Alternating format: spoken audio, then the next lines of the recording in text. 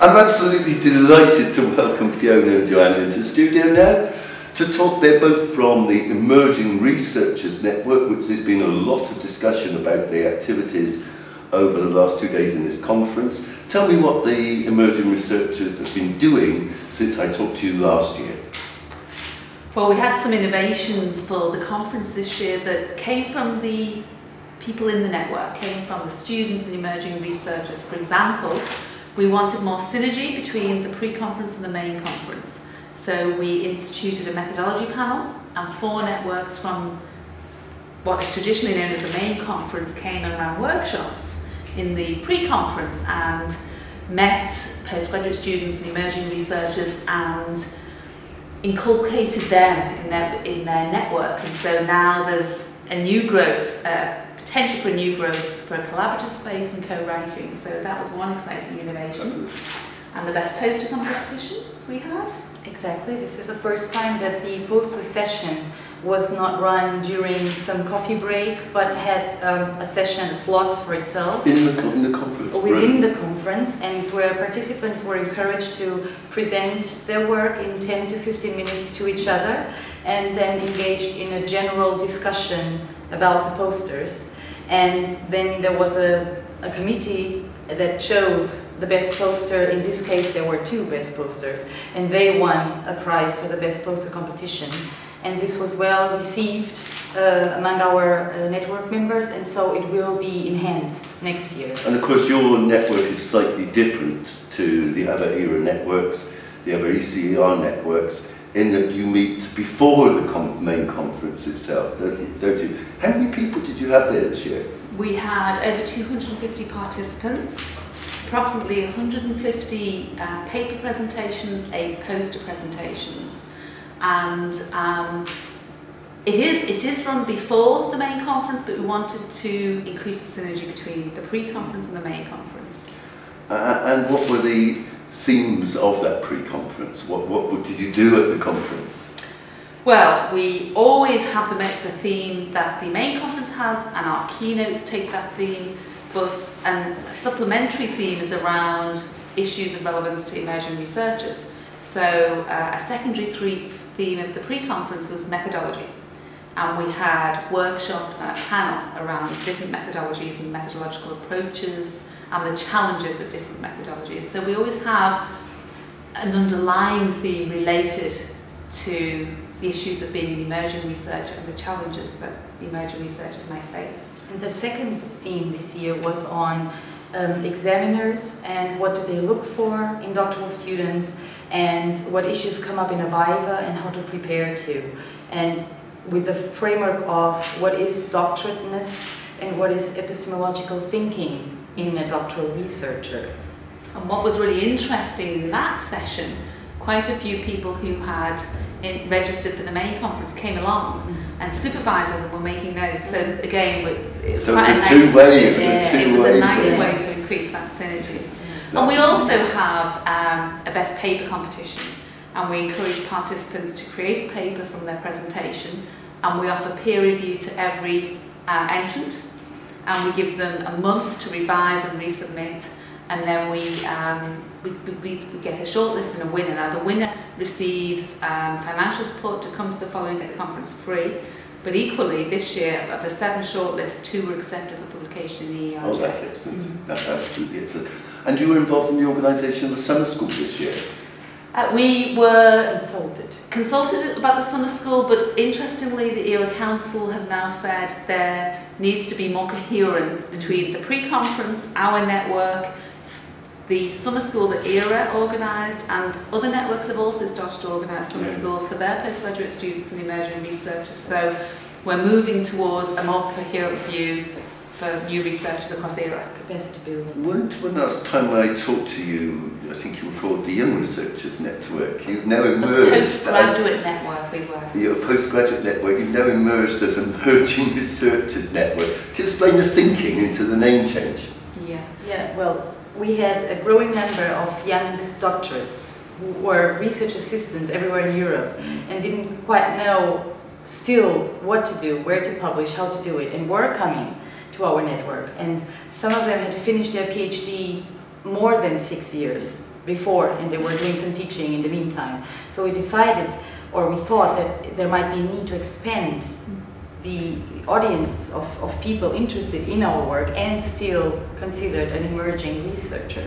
And it recognises the diversity of people that have been coming to the conference. So when people see Postgraduate Network, although we always had the criteria that you could be a postgraduate student or within 6 years of your PhD, there were an increasing number of people that decided not to do a PhD, but were emerging researchers. So they felt that they found a home with us, but they weren't sure that they fit. And we had a growing number of master candidates presenting their masters and how they could enhance it into a PhD project, which is in a way very important as well. I'm interested as well of what you would see, because I suppose there are various support for emerging researchers in their own institutions often there's support at national levels.